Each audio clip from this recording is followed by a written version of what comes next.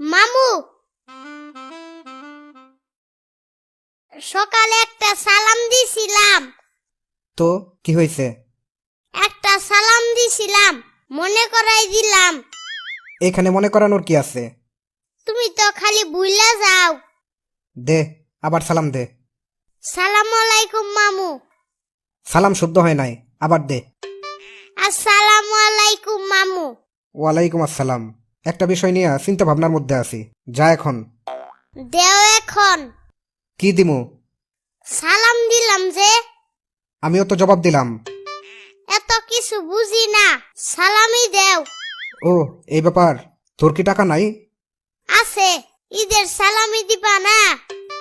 কেমনে কই তোরে শরমের কথা। দাঁড়া। হ্যালো। হ্যালো বন্ধু। কি সবসময় বন্ধু বন্ধু বলে মজা করস?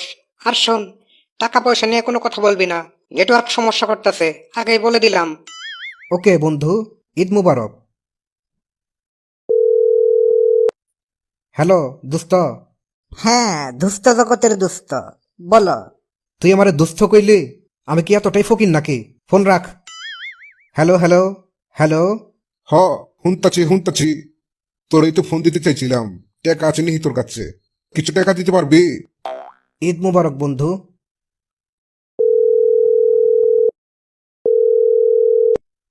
হ্যালো, আপনি কি মুফিজ বলছেন?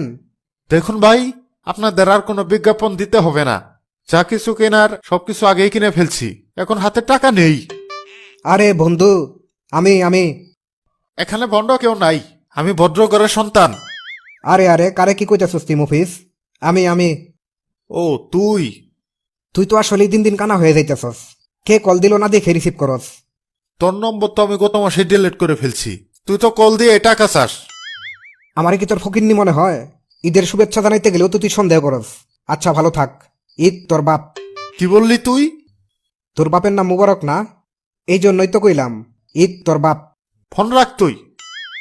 দেখছিস আমার সার্কেলের সবাই কি পরিমাণ ফকিন্নি।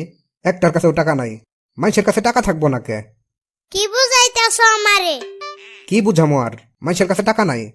আমি কি মানুষের কাছে চাইছি? আমিও তো মানুষ। এই নাও 50 টাকা। এই টাকা তুই কই পাইলি?